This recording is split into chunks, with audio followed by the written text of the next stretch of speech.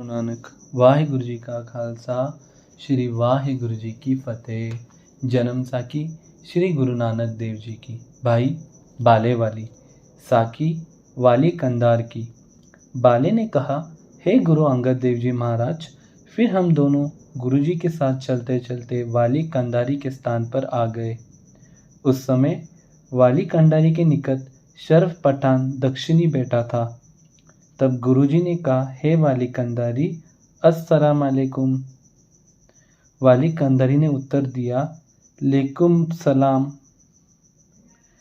आइए तशरीफ रखिए। पीर जी शरफ हाजी हुई, लुत्फ हुआ, बख्शिश हुआ। गुरुजी ने कहा, लुत्फ खुदाया, बंदा गुम रही करमा, बख्श इलाही। तब शरफ पठान बोला, पुरती शरफ कुफत नानक दरुसत मायना, बोले कुलाह ची हवाल। तब गुरुजी ने कहा, कुलाह कुल एक खुदाई, सबते ते परवाह। सिफत धरे एक एक निशान, सबते होए रहे बेगाना। गुफत नानक दुसरत मायना, समझे तब खुले आईना। फिर शरफ ने पूछा, कफनी चिकार कर दी। गुरुजी ने पूछा, कफनी खौफ खुदाई का देख, मर्दा होए तजे सब बेस। जलम जहान अल्लाह ने किया, कलक एक अवर नहीं दुआ।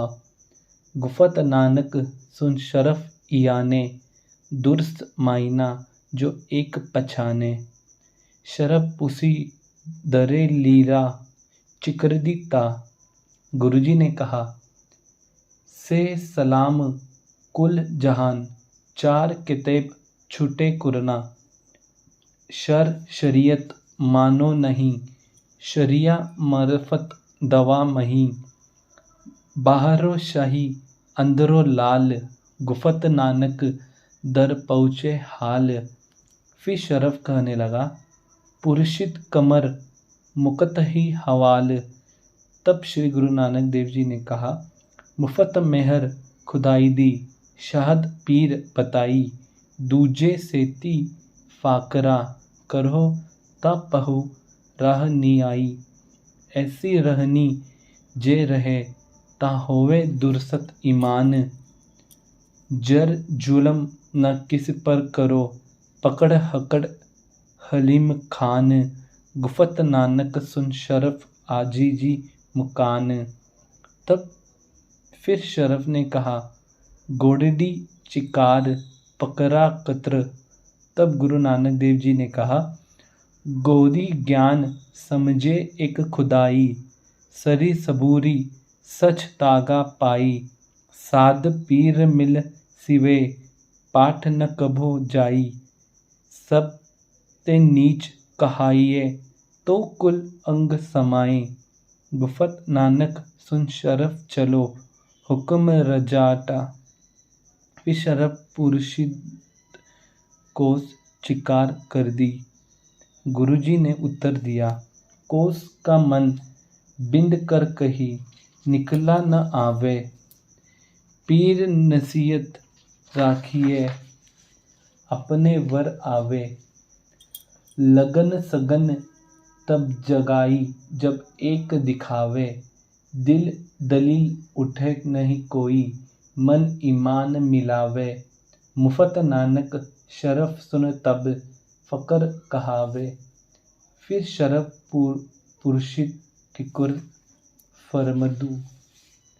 फिर उत्तर में गुरुजी ने फरमाया, टिकट उज्जू को नाद बीश ले हो। नांगो एक खुदाई है, पीर फुरमाइश हुए। दूजा दिन ते दूर कर कर पैदा न पैदे। ऐसो मसलत होई रहो कभो, न पैदे कैद। गुफत नानक शरफ कीते, पर कहा गुमान। फकर मरफत तो मिले, दूजा गिड़े निशान। तब फिर शरफ मुरशाद बेरागा चिक फुरमाया। फिर श्री गुरु नानक देव जी कहने लगे, बेराग ने एब होई रहे, की को किया ही कहे, करन हारे की सिफत बताया, मतलब पूरा करे खुदाया, गुफत नानक सुन शरफ ई जाने, पीर पकड़े तब एक पछाने। शेख शरफ पठान बिदर नगर का था। वह बाबा वली कंधारी के पास कुछ साक्षाओं को उत्तर लेने के लिए आया था। यह बातें कंधार में हुई। तब गुरुजी से शंका दूर हुई। तब वह गुरुजी के चरणों पर गिर पड़ा और कहने लगा, शुमा पीर बामुरिद। तब गुरुजी ने कहा, तू अपने बिदुर नगर में जाकर निवास कर। तब शरफ ने कहा, हे पीर नानक, हमें आपका दीदार फिर कब तक होगा? गुरुजी ने कहा, तुम अपने हृदय में ही दीदार कर लिया करो, भूल न जाना।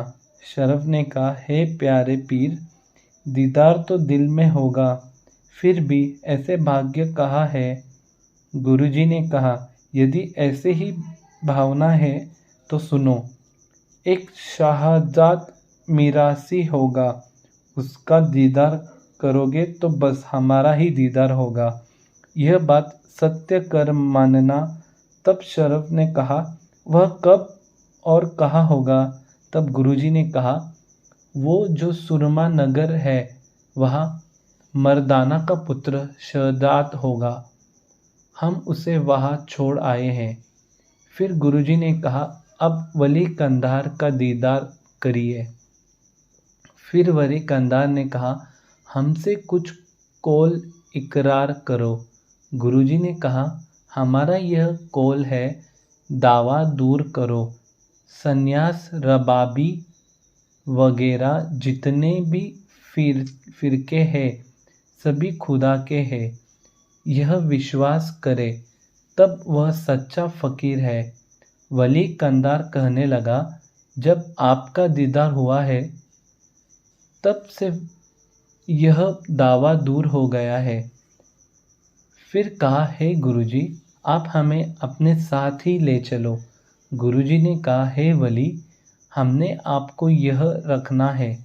वली ने कहा, जैसे आपकी इच्छा।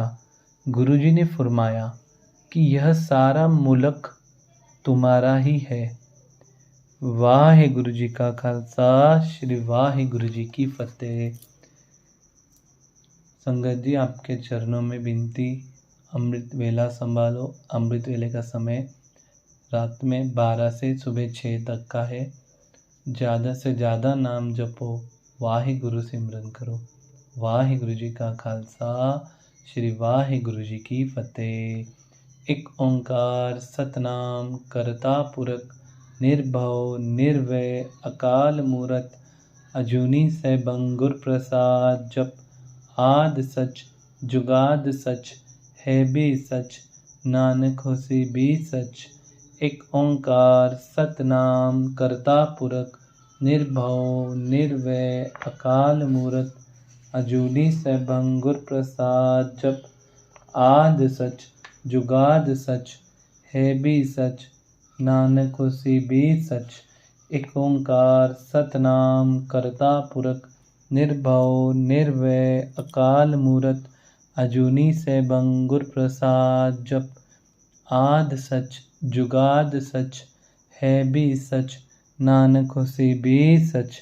वाहिगुरु जी का खालसा, श्री वाहिगुरु जी की फतेह।